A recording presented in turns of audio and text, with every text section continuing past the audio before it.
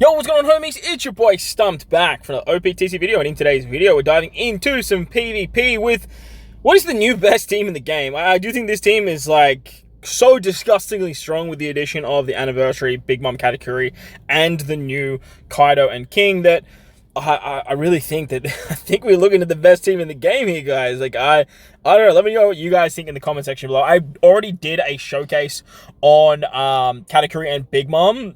That video would have come out yesterday, I think, or maybe today. I don't really know how I'm sort of posting these videos. And look, I've actually tried to do this shakeouts a couple of times. I was putting Kaido and King in the front where Blackbeard is, but the team just functions way better if you run it exactly the way you see, like this. Having Blackbeard in the front, Pizarro in the backs, Big Mom Katakuri tanking shots, Sanjuan Wolf with his shield, and then obviously needing to take damage or take specials with Kaido and King to get their super special off. Just works the best as the setup as you guys see right here. But today's video, we're focusing on Kaido and King. Obviously, Big Mom and Katakuri are here. The two of them together is just absolutely disgusting. And then with versus Blackbeard just disrupting the entire meta. He has literally shaped the game when it comes to like meta-defining unit in the PvP game mode. And then we have Sanjuan Wolf and Pizarro just like two absolutely insane PvP legends and rare recruits. And then we just have a disgusting bench made up of Pell with his level limit break. We have Spot for another legend, so I was like, screw it, let's just throw on Luffy because he's literally the hardest hitting unit in the game. And then we can just throw on S-Hulk because he's the second hardest hitting unit in the game. Plus, both of them are driven powerhouse. So if they do come in with Big Mom Katakuri and Kaido and King still around, we're actually getting buffed. So Sanjuan Wolf buffs both of them as well.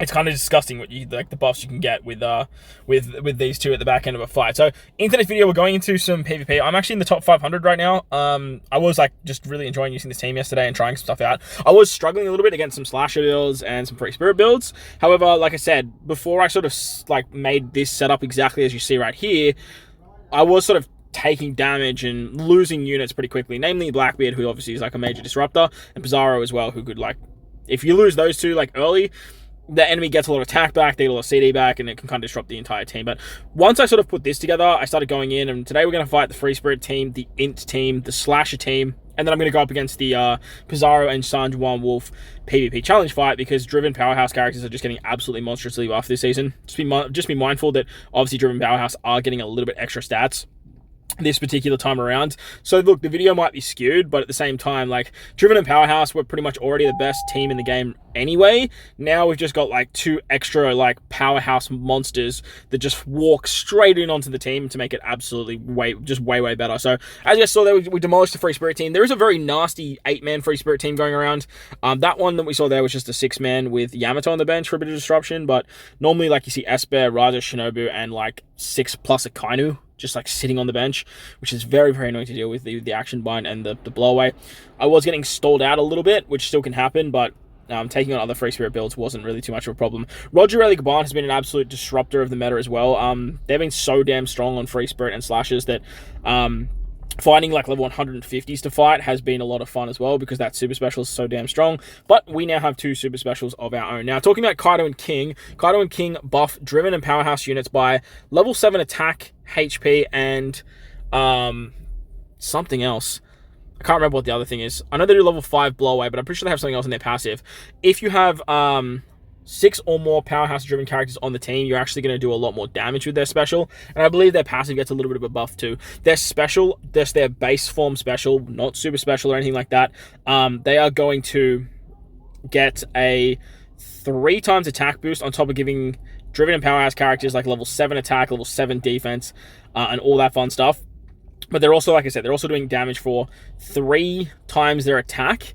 And then if you have 6 or more powerhouse characters on the crew, they're actually doing another like 4 times their attack. So they hit so damn hard. And then when you partner this up with like Kaido and Big Mom, I always do this. Big Mom and Katakuri. You partner them up with Big Mom and Katakuri, who's doing half defense, Pizarro, who's doing half defense, Blackbeard, who's dropping defense at the start of the fight.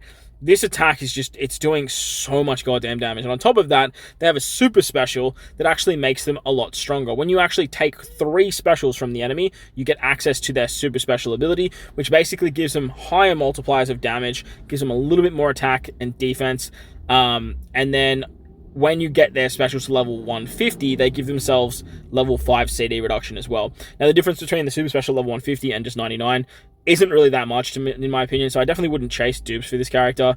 Their super tandems not that great in regular play, and if you want to get them to 150, like, I ain't gonna stop you, but, like, I would highly recommend against it. Roger Rayleigh Caban, like, that super special, Roger Rayleigh Caban super special, that is definitely one that is worth getting to level 150, but Big Mom Katakuri and, Kaido King, their super specials don't get that much of a buff when you get to the extra 9 copies or whatever ridiculousness you need to see that absolute monstrous potential. All in all, though, their regular special is so disgustingly strong. I found that most of the time you're not really getting their super special ability. I put them in the middle slot so they do take a bit more damage, and then that way we can protect characters like Bizarro and Blackbeard. But you need to take 3 specials to see their super special. Unlike Roger Rayleigh Caban and Big Mom Katakuri, who only need to take 2, this is a bit of a problem. 9 times out of 10, you're not going to see the super special within a fight, or if you do see it, it's usually towards the back end, like the last 30 seconds back end.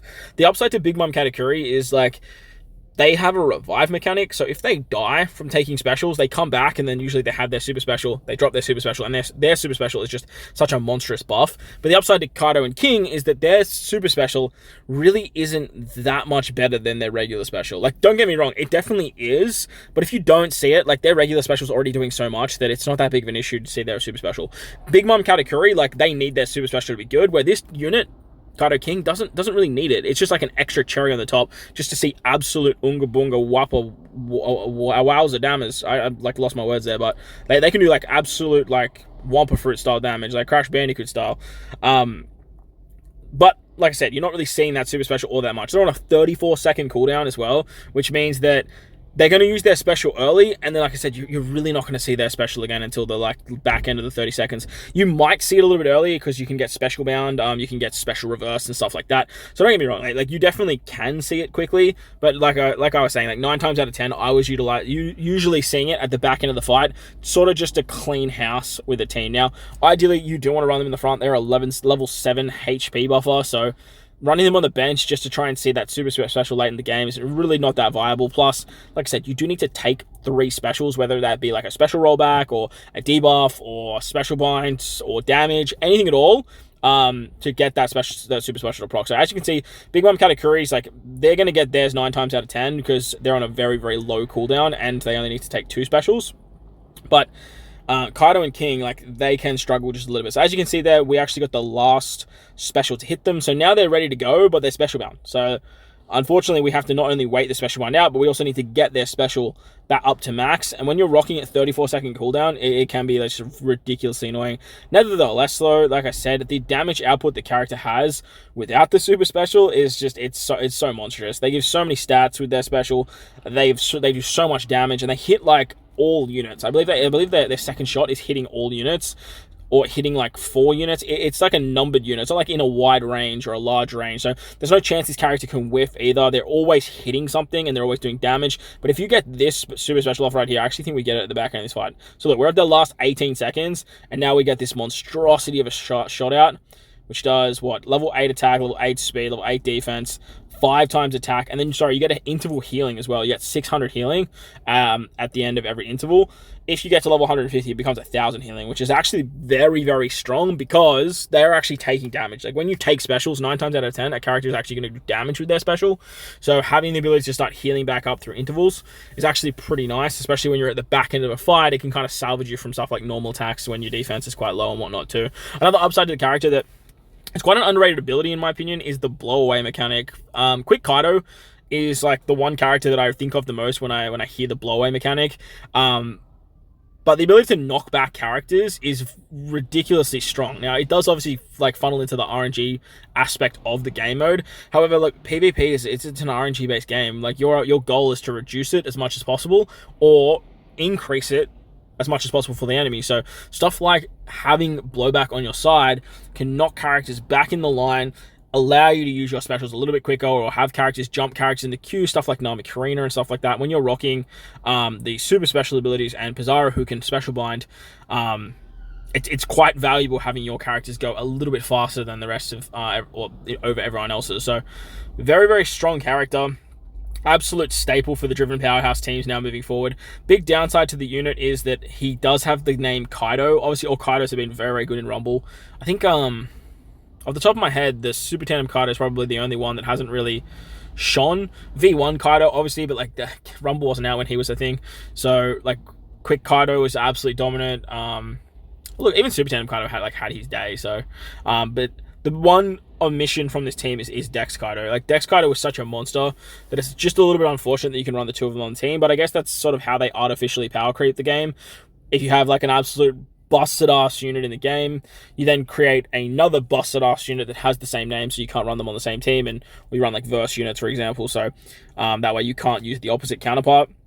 It's just like I said, this is an artificial way to keep balance, I suppose. Because if you could run this guy and verse Kaido on the same team, like instead of that, like our strength Luffy there, it would be kind of nutty. It'd be just kind of disgusting having these two absolute crazy monsters going absolutely AWOL on the entire team. But we're gonna wrap it up like I said, we're gonna wrap it up with the Driven Powerhouse, Sanjuan Wolf and Bizarro fight. This is an absolute monstrous fight to deal with. Obviously, Driven Powerhouse are getting level 4 buffs. Decks are getting buffed as well. So taking on this particular challenge this month, it's a lot harder than it needs to be. And look, in my opinion, it is the hardest of the challenge fights. We actually got the super special ready to go in this fight as well, but unfortunately, the S-Snake unit just crept in and we had half stats just absolutely destroyed us. Downside to this unit actually too is that they can actually be inflicted with half stats. If they had immunity to half stats like Big Mom Katakuri does, like that would just make them so much better. Any unit that can avoid half stats is so strong because half stats is still one of the most broken abilities of the game. It's died off because so many units are actually immune to it. But that doesn't change the fact that it's like a disgustingly strong ability nonetheless. We're gonna see this one out and get the win there. The bench on this team just like salvages it because like most of the time the front line will take you to the last 30 seconds. If you come in with like a Luffy special like you guys saw there, it's pretty much a wrap for the opposition team anyway. But like I said, that's going to wrap up the video. Hopefully you guys enjoyed it. If you did, make sure to go down there, belt the like button for me. Let me know what your favorite Rumble team is in the game as well. Do you think this is the best team in the game? Do you think Free Spirit's the best team in the game? Do you think Slash is the best team in the game? Because look, we've been getting a lot of buffs and a lot of shakeups to the PvP meta, and look, that's just the way I like it because I'm a big PvP Donnie. You guys know me. But like the video, belt the subscribe button if you're new. Most importantly, wherever you guys are in this beautiful world, please remember to enjoy the rest of your day. As always, homies, thank you all for watching, and I'll catch you all in the next one. Let's 106k.